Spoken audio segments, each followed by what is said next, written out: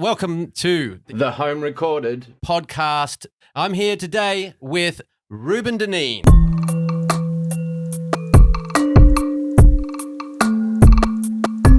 We both went to the same high school. We had a really tight friend group. We did. We had a really, really amazing circle. When I left Albury, it was one of the hardest things to do. That was to year leave that 11, behind. 1997. End of year yeah? 11, and then finished high school down here in Melbourne. I was very, very lucky. I got into a really good group of musicians and a very tight circle there. What was the school you were doing? It was called Galvin Park. I think it's different now. Just in the town, there are a lot of musicians our age trying to get bands started and stuff. Mm-hmm.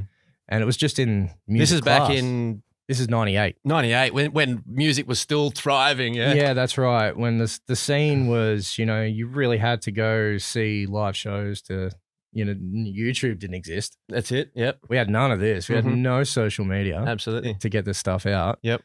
So the only sort of thing we had were local gigs and then moving on into the city and getting, the pubs and clubs there. Music's just kind of become a huge part of my life again. I sort of went without it for a long time in the dark days. I remember. And now it's back with a vengeance. Absolutely. So now I've gotten back into music.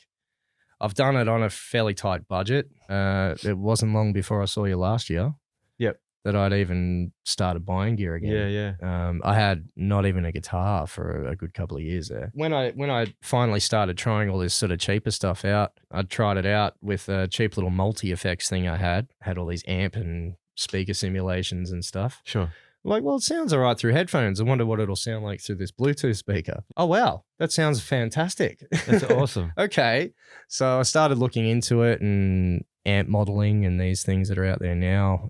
When I was overloaded with gear, I had some of the earlier amp modeling stuff and I just didn't find it to be all that great. It really did sound very digital. It was quite horrible. And it was still very expensive too. Fast forward a decade and all of a sudden a preamp pedal with a built-in cab sim that costs you $130 sounds utterly amazing. Over the years, I've been working a lot with recording programs.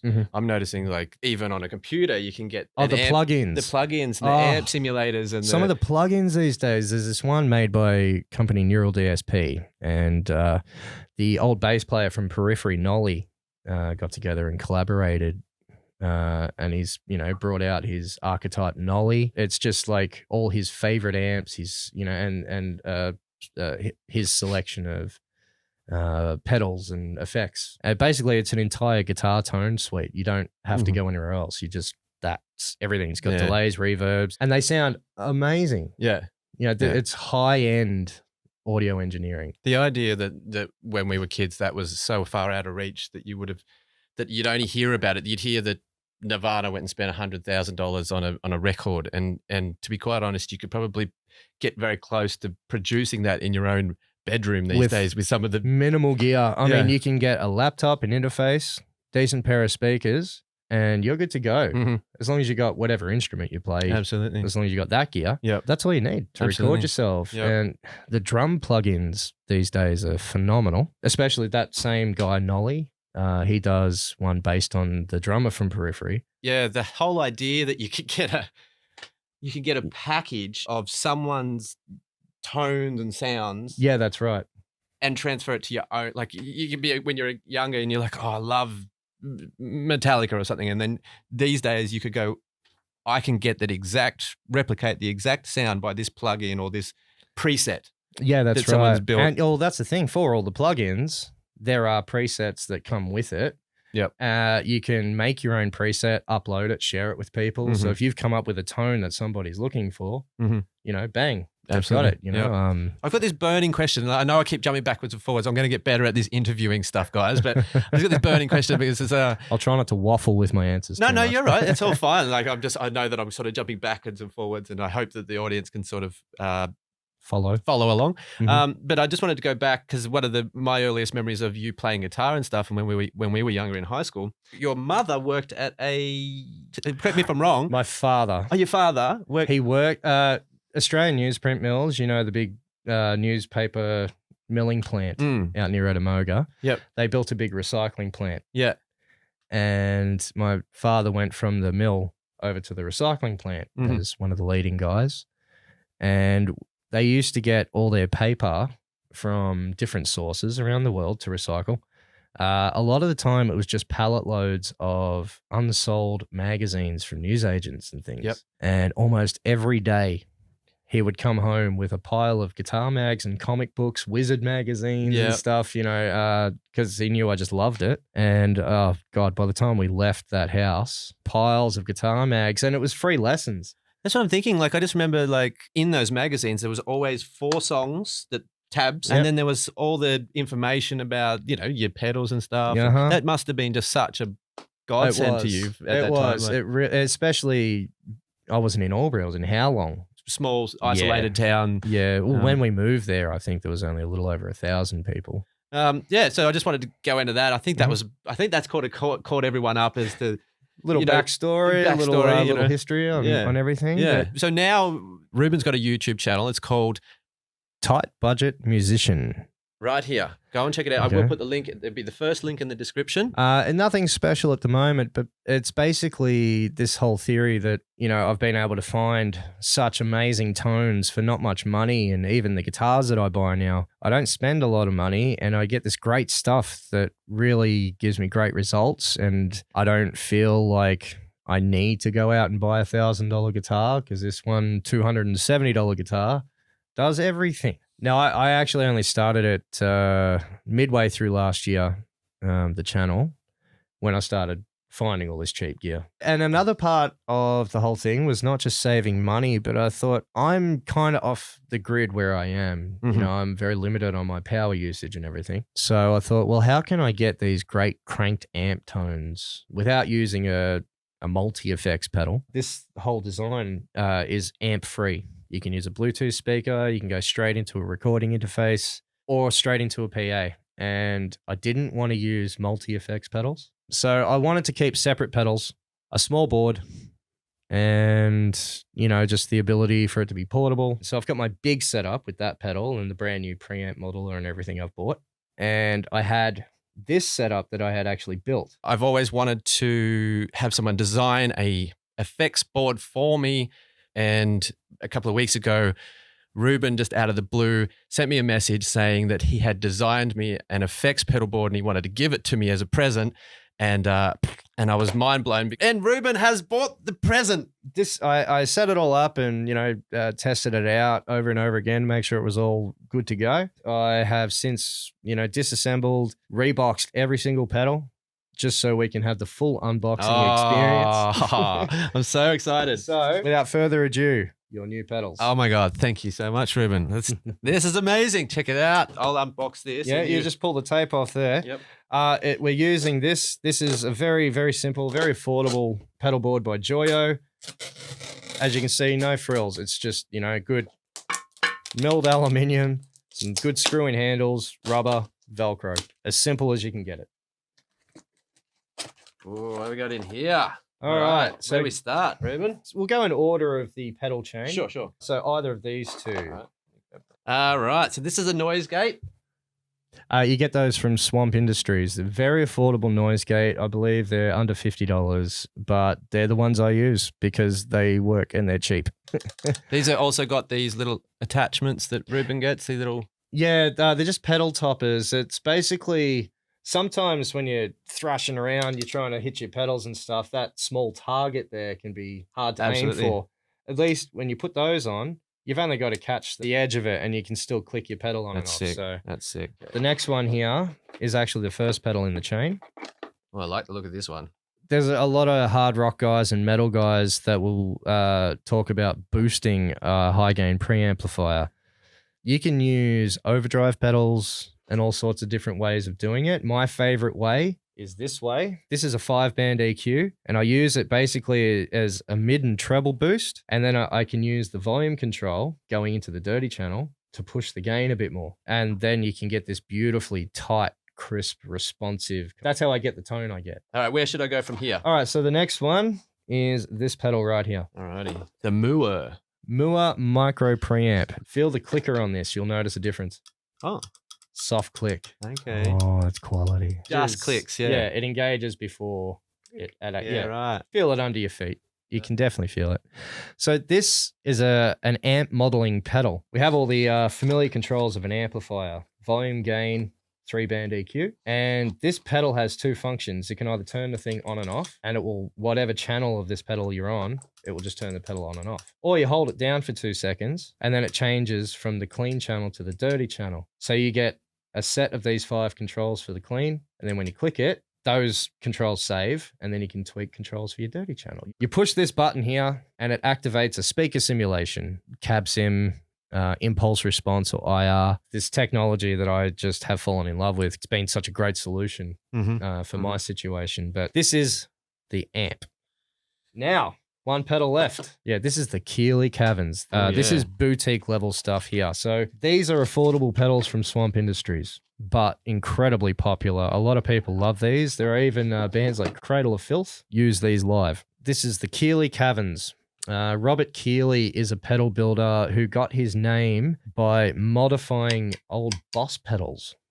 Okay. If you've ever seen some weird Boss pedal that's got all these extra switches, you'll see it's either JHS modded or Keeley modded. Wow. And they're very highly sought after Boss pedals. They both have their own pedal companies now, and they're very big in the pedal world. That's unreal. But this one here, Robert Keeley, this is a beautiful pedal. It's a very ambient pedal. I find it's one of these ones that if your whole rig goes down and you got no effects and someone handed you this, you'd be like, all right, sweet, I'm cool. You can pull off a whole gig with a pedal like this. It's so easy. You have delay on this side. Yep. We all know what delay is, just echoes. On off delay. There's your 4 controls, and you've got a rate knob. We'll give you all different kind of spacey, weird kind of sort of things through your echoes. You've got a 3-mode reverb. So you've got a modulated plate reverb, I believe. It has a flanging effect in the background of the reverb. So when you're playing chords and stuff, you'll have this little You have a spring reverb. It's based on an old Fender F-type reverb. It does have a slight little bit of a tremolo kind of thing going on. And then you have shimmer. Shimmer is this thing, it adds like a synthesized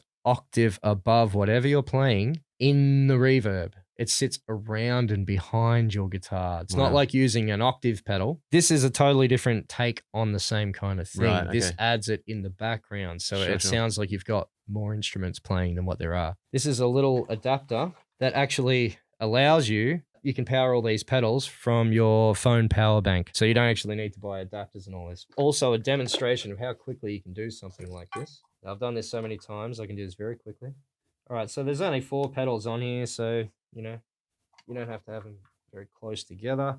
Now, because of this pedal having the speaker simulation, I don't plug it into an amplifier or anything. That's what actually allows me to plug it in the way that I do. All right, so this is your clean tone. Yep.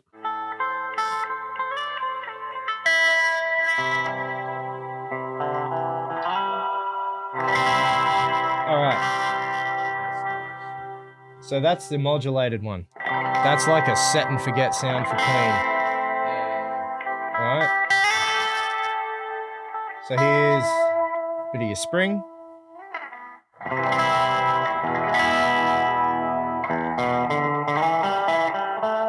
Can you hear that vibe sort of tremolo? Now, when I switch this across again, I'm going to leave that turned up. And you'll hear this, what I was talking about before, this shimmer, this synthesized kind of octave up effect.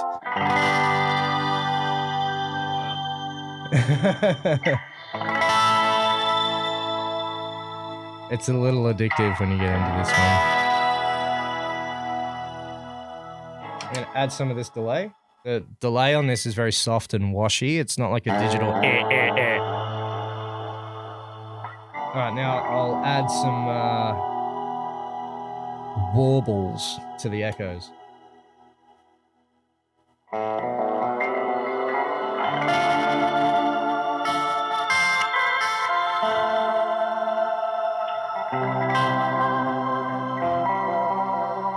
I think that about covers it for clean. You can see just how powerful this thing is. Some dirty tones now.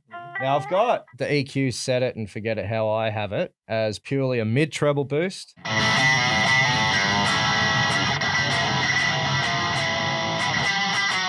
right, now hear this. You can just crank it up a little bit more. Now play. Wow. I love it. So that's what the principle of the noise gate is. It's the noise gate.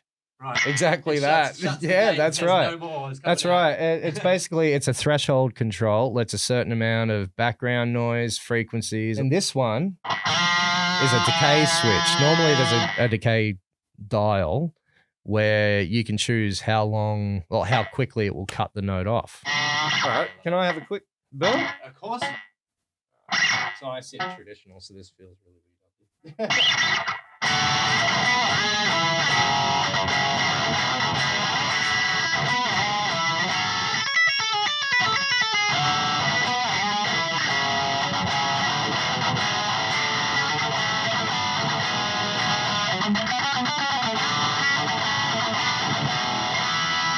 All right, so what I'm going to do here, this is the typical lead thing, go to the neck pickup, and this is a really, really great lead tone.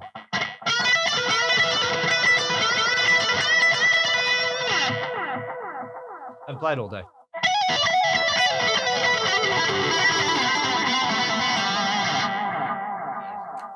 So the reason I like this is because you can take the gain quite a lot out of here. Sure. You get a little less noise. Mm-hmm. Hear how tight that is. Just that responsiveness. And yep.